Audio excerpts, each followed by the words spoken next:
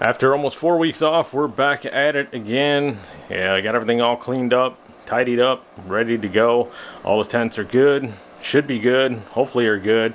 So for those of you guys that don't know, I had a really bad thrip infestation, and thrip's one of them pests that you really don't want. You know, you really don't want any pests, especially when you're growing. But thrips, you definitely don't want those, that's for sure. And I had a pretty good little thrip outbreak, and so for the past 4 weeks or so, I've been doing nothing but cleaning, and I've been doing nothing but just letting everything just kind of chill. Been letting the tents just run empty, with no plants in there, no soil in there, nothing in there at all. I turned the fans up, turned everything on high, ran it high temperatures, high wind situations, just that way if there was any more thrips inside my grow tent, they would eventually die off. I did also clean every week. I cleaned about 4 times. I cleaned all these tents, top to bottom, lights and everything, exhaust fan, fans, everything, you name it, top to bottom, with a bleach water solution. It's about 10% bleach, 90% water, and did that about 4 times. And did rinse everything really well, because bleach, if you use bleach to clean, it does leave a residue and it'll turn everything kind of like a pale white, and you really won't get that good reflectivity that you should be getting from the Mylar. So if you are using bleach, just an FYI, make sure you rinse as you're going. So anyways, yeah, I got everything all cleaned up, situated, good to go. Tents ran forever. And then I did keep them off for a little while as well, and just kind of saved myself on power, if you will. And here we are, 4 weeks later, 3.5 weeks later, something like that. I don't even know. I lost count in there somewhere. We're back at it again. Got some fresh soil mixed up, got some autoflowers going down here, got some photoperiods going down here.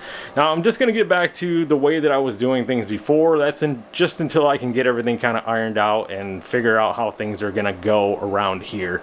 I know I did say that I want to switch to nothing but photoperiods. I still want to do that, but at the same time, like I said, things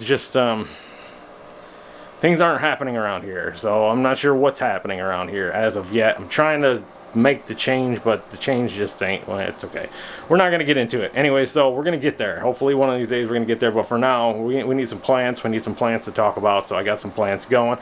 Just going to do things the way that I was doing it when we left off before. Just going to do it all over again. Fresh start, if you will. Everything's nice and clean, good to go. I do have another third tent down here that's right over here, and there we go. Yeah, I got another tent over there. We're going to peek in there just ever so slightly. I'm going to show you guys where I'm going to put the photoperiods. Oh yeah, the photoperiods are going to go in there.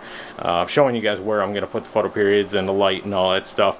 We got the FC 4800 Trio going on right now, and I just kind of want to show it off just a little bit. I got like every version of the FC 4800 from Mars Hydro, and I just kind of want to show them off a little bit and talk a little bit about everything. So we're going to get into it here. Let's go ahead and start things off inside this Mars Hydro 3x3 tent.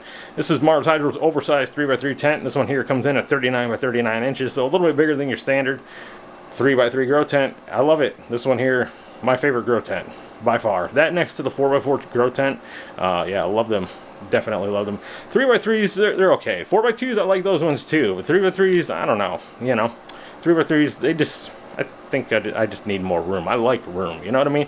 Anyways, we got some autoflowers down here, photoperiods down here, and we do have some life down here, but just barely.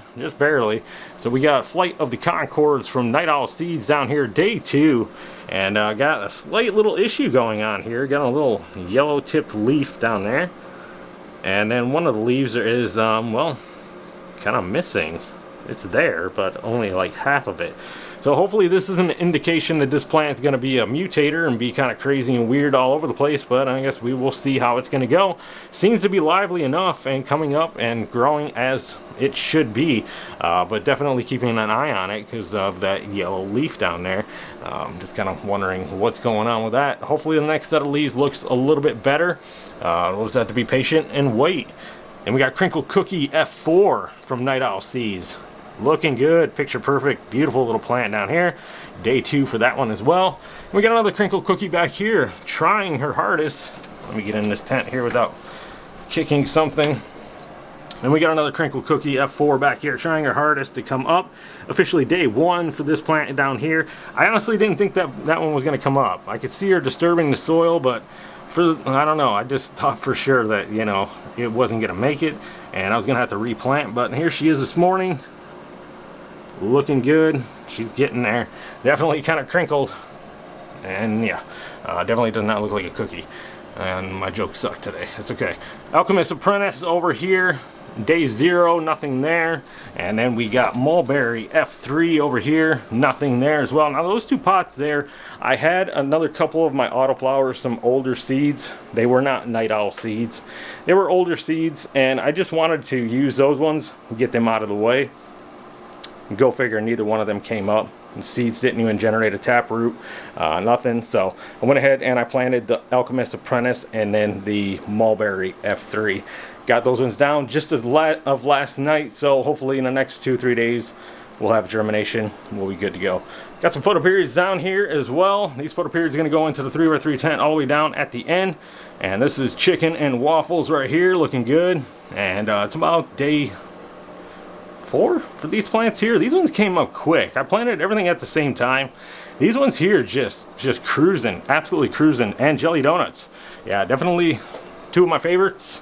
Outdoor grow from this last season, and I want to do them again. Let's go ahead and talk about the mix and what these plants here are being fed and will be fed throughout the entire grow. So Dr. Earth Dry Mix is what I like to use for my Autoflowers and photoperiods. Photoperiods, I did something different. We're going to talk about them here in just a second. Autoflowers, we're going to talk about them first. Now the ones with the red tags, you see the red tag there, you see the red tag there. Those ones there with the red tags are fed slightly different from these other 3 right here, okay? Now, Dr. Earth Dry Mix, 2 tablespoons per gallon. It's the way that I like to use it. I like to use the non-amended soil, Royal Gold Tuper. To that, I add the Dr. Earth Dry Mix, 2 tablespoons per gallon. So for every 5-gallon pot, it's 10 tablespoons total for me to amend my non-amended soil. Now, if you're using amended soil, you'd want to skip this step. Just go ahead and fill your pots, drop your seed, 3 to 4 weeks, then go ahead and start top dressing your Dr. Earth Dry Mix. But for me, since I'm using a non-amended soil, 2 tablespoons per gallon, 10 tablespoons total is how we need to get things started. So 4-2-4. So the ones with the red tags, 4-2-4. 4 tablespoons of the veg, 2 tablespoons of the all-purpose, 4 tablespoons of the bloom. Like you guys know, just an all-around great ratio. Works pretty much just for every Autoflower I've ever put in that ratio. Works good every time. Now I also threw in some worm castings in there as well, about 1 to 2 cups of worm castings per 5-gallon pot. Mixed all that up, drop my seed, and away we go. Now for the other 3 pots down here that I was telling you guys about, now that ratio is slightly different. There is no all-purpose in there at all. So my starting ratio for those 3 pots down there, 2 tablespoons per gallon, 10 tablespoons total is what I needed. Just like the other pots, nothing's different. The only thing that's different is the ratio. This time I used 6 tablespoons of the veg, 4 tablespoons of the bloom to start, and then that's it. Now at day 21 of life with Dr. Earth Dry Mix, you want to make sure you feed every 21 days, no later than 28 days. Autoflowers, photoperiods, doesn't matter what you're doing. Transplanting, top dressing, amending the soil, just make sure you're feeding every 21 days, no later than 28 days to avoid deficiencies. That 28-day mark, you definitely don't want to go past that. You want to avoid them deficiencies.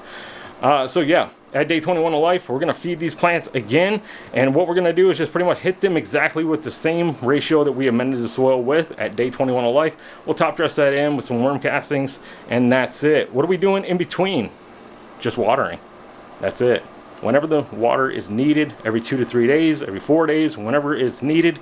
No compost teas, we're not doing anything else. There's no need for anything else. This is Dr. Earth Dry Mix, and it works great from start to finish with just water only. Now if you want to take it up a notch, you can add compost teas to your grow. I do that sometimes. This time I'm not going to do that for this round. I'm just going to do water only. You guys will see at the end, plants will come out just fine. Dr. Earth Dry Mix works really, really well for the Autoflowers and really, really well for the photoperiods, especially if you're a minimalist and you don't want to do much. Less feeding, less hassle, less stuff to worry about. Just make sure you feed every 21 days at a rate of 2 tablespoons per gallon, and just water when needed. And that's it. Plants do everything themselves. Your soil does everything themselves. The microbes take care of your plants for you, and that's it. good to go. All right, let's check out the photo periods down here. Let's talk a little bit about them. Then we're going to go on a little quick tour around the tents and then call it wonderful for this video here. So yeah, we got the photo periods down here, and they are in a different mix. I always mess around with my photo periods, and I'm messing around again. So for a little while there, I was mixing like Foxfire Motion Forest soil with Royal Gold Tuber, non-amended soil with an amended soil, and that's how I would normally start my my photo periods. Well, this time Happy Frog. This time I'm using Happy Frog. Happy Frog, I've had great success with that in the past, and I think I'm going to run Happy Frog with these plants here for a little while, and then once they get into the 3-gallon pots, and then they need to be fed after 3 weeks, then I'll go ahead and start top dressing in some Dr. Earth dry amendments. So I think that's how I'm going to run these plants. I think I'm going to go, instead of full-on Dr. Earth, I'm going to do it just a little bit different. Let the Happy Frog feed them until I need to intervene and feed them some of the Dr. Earth. So yeah, that's the way we're going to do it. So what they are in right now is half and half of the Royal Gold Tuber and the Happy Frog. And I just mixed that up and then just scooped me up 2 little cell pots here, as you guys can see, planted my seed, watered, and here we go. Away we go. So these plants here will be good to go for about 2 weeks in those pots. About 2 weeks, only 2 weeks, because remember, I half and halved it, so there's not as much nutrients in there as there should be. Okay, so about 2 weeks is about all that they're going to last, and they should need to be transplanted. They will need to be transplanted to avoid any deficiencies. We'll get them transplanted into 1-gallon pots, and from 1s into 3s, maybe 5s, I don't know, probably just 3s, and from there, yeah, get them all vegged out, flowered, and yeah. Let's check out what's going on in the tents, where we're going to grow everything. Now, eventually, I'm going to move some of these Autoflowers over. 2 of these Autoflowers, probably the ones with the red tags, are going to come over into this tent over here, and we'll be growing them in here. I'm just waiting a couple weeks for them to get a little bit bigger, keeping this tent off, saving myself some money, some power, if you will. There's no really no sense for me to spread them out right now and power up everything. So I'm just going to leave them in here until they get a couple weeks old, till almost training time, and then once I need the room for the plants, then I'll move them over. Photo periods as well, they're just going to stay over there until they start to veg out and get maybe like 4 weeks old, until they get to the point where they're big and they're starting to get in the way, and then eventually I will move them here into this 3x3 tent here. This 3x3 tent here is just Mars Hydro's standard 3x3 tent, and it's got the FC 4800 Evo in it. This is Mars Hydro's 2023 version of the FC 4800 Evo. It's got the Samsung LM301H diodes in it, 480 watts from the wall, fully dimple daisy chainable. Yeah, awesome little grow light running it plain Jane, doing its thing. So yeah, we'll move the Autoflowers over here, and then in here, photo periods will go. Just did a successful run in here of 2 jelly donuts, and turned out fantastic. The only thing I didn't like about the run, I did post pictures on my Instagram, by the way, link down below. The only thing I didn't like is that they just had the tiniest little popcorny buds. They were so tiny, and honestly, I'm thinking maybe because of the light. I mean, I'm thinking I didn't turn it up enough. I'm so used to these powerful Evo lights that this is Mars Hydro's old school, almost first ever FC 4800.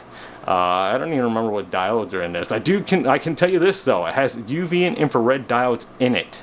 They do have UV and infrared diodes in it. Only a couple, but they're there. This is what they meant back in the day when they said full spectrum grow lights. This was full spectrum grow lights. This had every freaking diode in it possible to give you that full spectrum. Yeah, Mars Hydro. And this one here is by far my favorite light. I've had it around for many years, had it out in the garage in storage for a while, and then I'm like, you know what, I gotta bring this thing back in and use it. Did one successful run with it so far of the jelly donuts, turned out fantastic. Can't wait to do the other ones in here. Yeah, they're gonna turn out great as well, I'm pretty sure. Anyways, yeah, so back over here in this 3x3 tent, this light over here, we are using FC 4800 Evo, 2024 version of the FC 4800 Evo. Same exact specs of this one over here, only this one here is packing the add lights, UV, infrared, deep red, blue bars. We'll get them turned on here eventually once we kind of get going and moving.